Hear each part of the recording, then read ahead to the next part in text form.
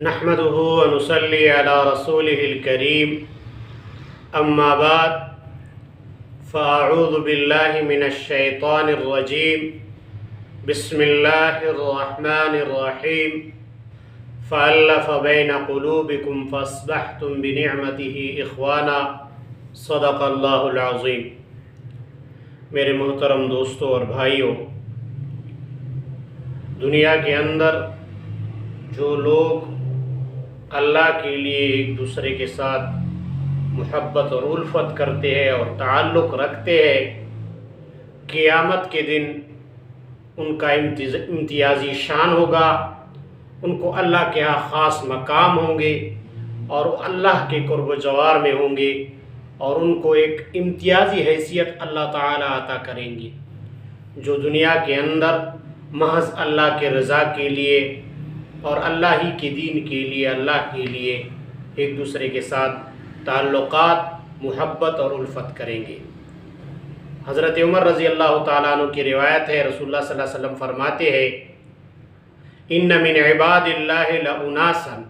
ما هم بانبیاء ولا شہداء۔ اللہ کے لوگوں میں سے کچھ لوگ ایسے ہیں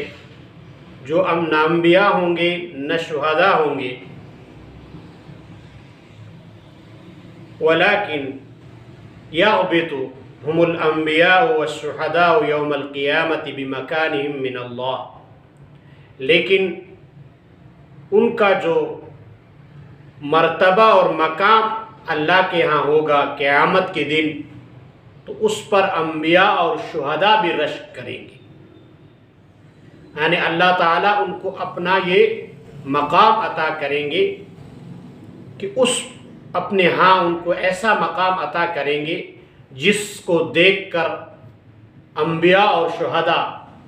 رشک کریں گے۔ حضرات صحابہ کرام رضوان اللہ علیہم اجمعین نے رسول اللہ صلی اللہ علیہ وسلم سے پوچھا: یا رسول اللہ، وہ کون ہوں گے؟ آپ صلی اللہ علیہ وسلم نے فرمایا: وہ لوگ ہوں گے جو دنیا کے اندر نہ کسی سے رشتہ داری کی وجہ سے، نہ کسی مفاد کی وجہ سے، نہ کسی مالی تعاون کی وجہ سے دوسرے سے محبت کریں گے، بلکہ صرف اللہ کے لیے محبت کریں گے، اللہ کے دین کے لیے، بروح اللہ، اللہ کے دین کے لیے، اللہ کے رضا کے لیے محبت کریں گے۔ وہی لوگ ہوں گے۔ اور پھر فرمایا: خدا کی قسم، ان کے چہرے پر قیامت کے دن نور ہوگا، وہ سراسر نور ہوں گے اور نور کے ممبروں پر بیٹھے ہوں گے۔ اس وقت سب لوگوں پر غم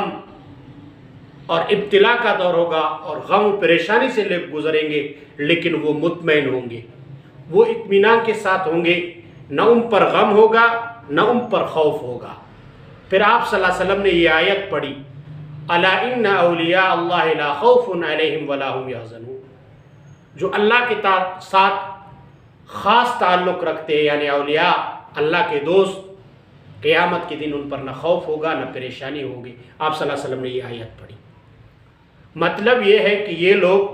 اس کا یہ مطلب نہیں ہے کہ انبیاء اور شہداء کا مقام ان سے کم ہوں گے، بلکہ ان کا مقام اونچا ہوگا، لیکن یہ ان کو اللہ تعالیٰ ایسا قرب اور مقام عطا کریں گے جس پر انبیاء اور شہداء رشک کریں گے۔ یہ مطلب نہیں ہے کہ انبیاء کا مقام، مرتبہ اور شہداء کا مقام، مرتبہ ان لوگوں سے کم ہوگا، بلکہ نہیں، ان کا مقام، مرتبہ بلند ہوگا، لیکن ان کو اللہ تعالیٰ ایک خاص امتیازی شان اور امتیازی مقام عطا کریں گے جو اللہ کے ہاں ان کو حاصل ہوگا، اور اس کو دیکھ کر انبیاء اور شہداء رشک کریں گے۔ دنیا کے اندر انسان کو فطری طور پر اپنے رشتہ داروں سے، اپنے اولاد سے، ماں باپ سے، بہن بھائیوں سے محبت ہوتا ہے، اور اسی طرح جانوروں کو بھی اپنے بچوں سے، یہاں تک کہ درندوں کو، یا دنیا کے اندر رشتہ داری کی وجہ سے انسان دوسرے سے تعلق رکھتا ہے اور محبت کرتا ہے، یا پھر کسی کو کسی نے تحفہ دیا ہے، یا اس کا مالی امداد کیا ہے، یا اس کے ساتھ مدد کیا ہے، یا جو بھی